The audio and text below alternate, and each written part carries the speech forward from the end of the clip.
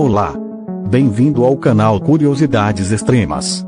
Todos sabemos que os aviões são um meio de transporte muito seguro, com acidentes fatais ocorrendo raramente e com espaços de tempo muito longos na maioria das vezes. Para você ter noção do quão seguro é viajar em uma aeronave, saiba que as empresas aéreas transportam o equivalente a toda a população do planeta Terra em número de passageiros a cada 3 anos. Porém, mesmo com toda a segurança e tecnologia envolvidas na aviação, às vezes as coisas acabam dando muito errado. Hoje, vamos conhecer a assombrosa história do voo Aster 401.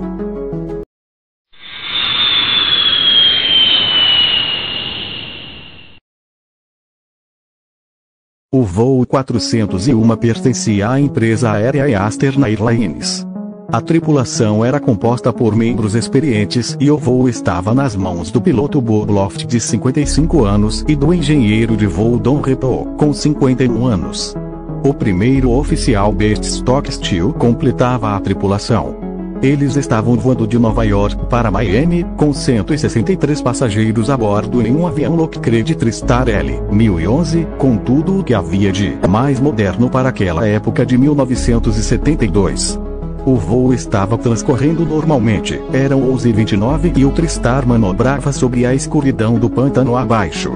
Na reta final, ao passar pela marca de 3.000 pés, Stockstill percebeu que a luz da indicação de travamento do trem de pouso dianteiro não estava acesa.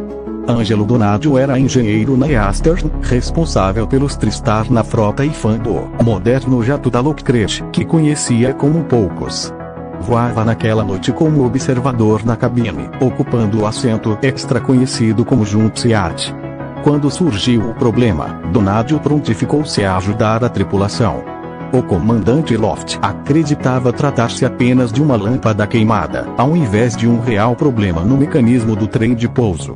Para verificar se o trem estava baixado e travado na posição segura, era preciso descer na baía de eletrônicos, situada numa caverna sob o piso da cabine de comando, e de lá observar, através de um periscópio especialmente desenhado para esta função, se o trem de pouso dianteiro estaria travado. O acesso à baía era feito por uma escotilha no chão da cabine de comando. Donadio e Repo desceram, encontrando dificuldade em enxergar claramente, na apertada e escura baía. O TriStar voava no piloto automático, cumprindo sua órbita a 2.000 pés, enquanto a tripulação tentava resolver o problema. Impaciente, Loft ergueu-se de seu assento. Ao fazê-lo, sem perceber, empurrou a coluna de comando e desligou o piloto automático, uma configuração de sistema onde bastava uma pressão de 15 a 20 libras sobre a coluna de comando para desligar o piloto automático.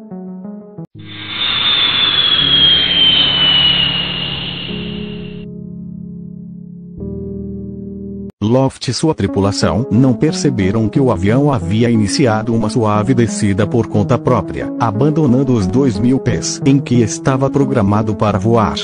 Alguns minutos depois, Repo e Donadio confirmaram que o trem de pouso estava baixado e travado, o voo 401 poderia pousar com segurança.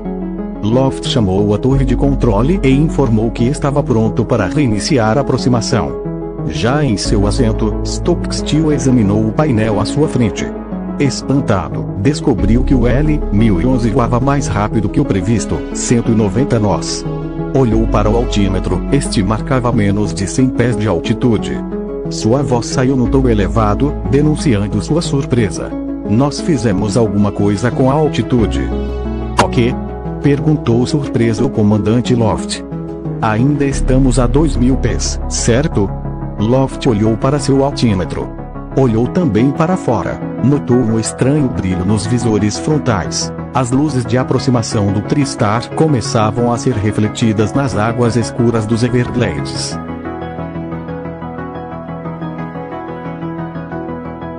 Às 11h42 e 9 segundos da noite de 29 de dezembro de 1972, o TriStar matriculado N310 entrou voando 400 km por hora no pântano. A desintegração foi imediata. A fuselagem partiu-se em 3 grandes partes, separando-se das asas, motores e da cauda. Muitas partes afundaram e desapareceram de vista. Outras, pedaços desmembrados, como gigantesca carcaça, permaneceram sobre as águas. Gigantescas lápides a marcar o local onde 99 pessoas perderam a vida estupidamente. Horas depois, equipes de resgate chegaram ao que restou da cabine de comando em busca dos tripulantes. Stockstill morrera no impacto inicial. Bob Loft, com graves ferimentos na cabeça, várias costelas e coluna fraturadas, fitou os membros da equipe de resgate que tentavam consolá-lo e disse simplesmente: "Vou morrer."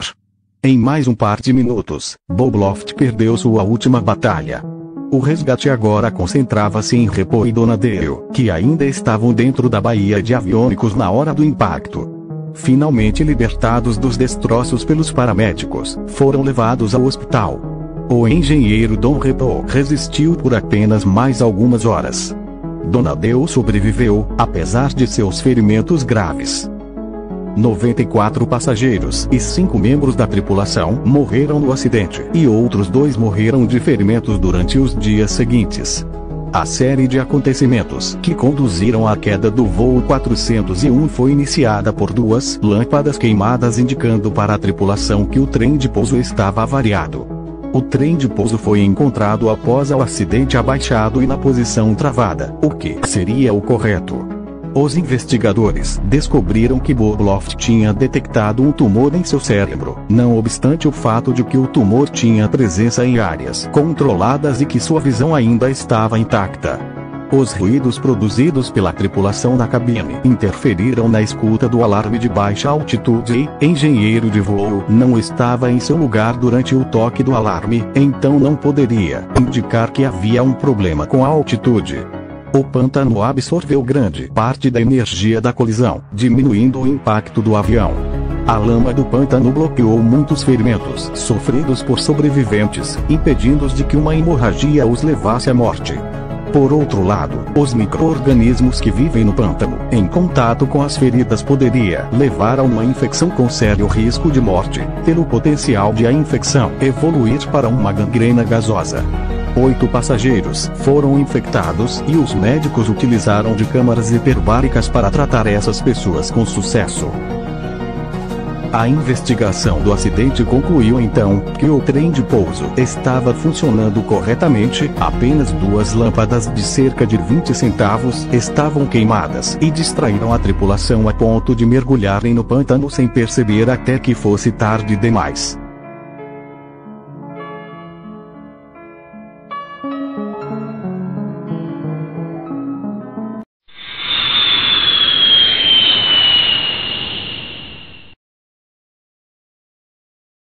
Em fevereiro de 1973 que a empresa passou do luto ao espanto. No TriStar idêntico ao acidentado, matriculado N318EA, começaram a acontecer fatos estranhos.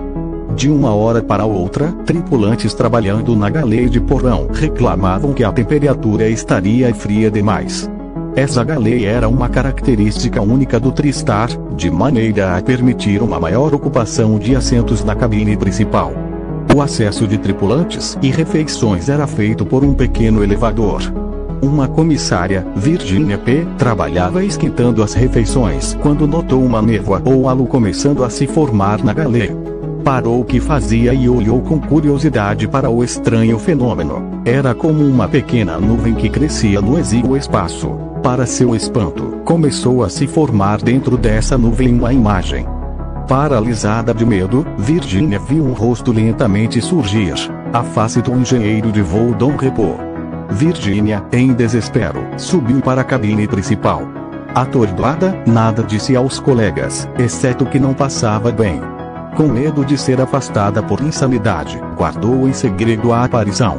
Mas menos de um mês após, soube de outro incidente a bordo do N318EA.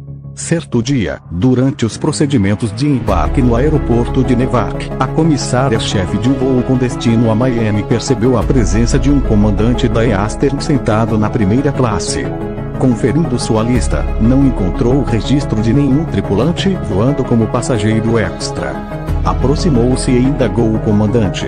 Este, com uma estranha expressão no rosto, que misturava um claro desconforto e tensão, olhava fixamente para a frente e não respondia às perguntas da comissária, que começou a ficar irritada. As constantes perguntas sem resposta atraíram a atenção de outros passageiros da primeira classe. Perdendo a paciência, a comissária foi até a cabine e chamou o comandante do voo, para que ele tentasse obrigar o estranho tripulante a se comunicar. Ao chegar na poltrona, o capitão do voo reconheceu o comandante silencioso. Sem se conter, gritou: "Meu Deus, é Burloft!" Na frente de todos, a silenciosa figura desapareceu no ar. O voo foi cancelado. Passageiros histéricos tiveram que ser atendidos e acalmados. E com este incidente, a imprensa tomou conhecimento que havia algo a mais nos aviões da Eastern.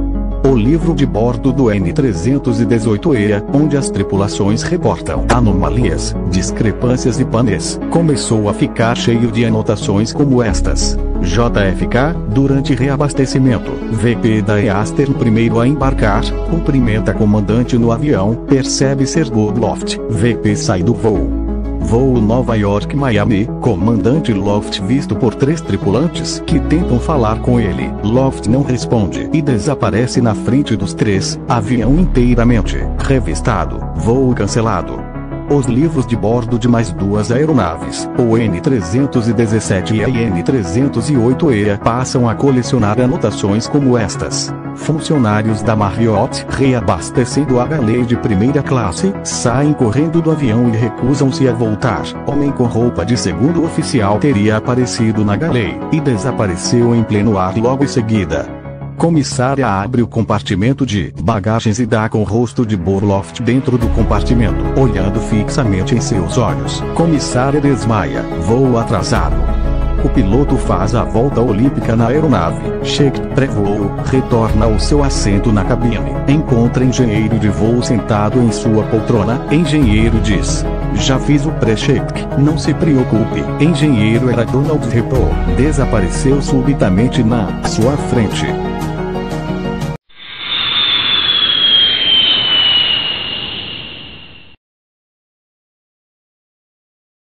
Investigações e documentos comprovam um fato: os 3L-1011 citados acima tinham algo em comum. Durante suas revisões de rotina, os 3 tiveram partes, peças e sistemas trocadas ou substituídas por peças que foram tiradas dos destroços do N-310E. Este é um procedimento usual.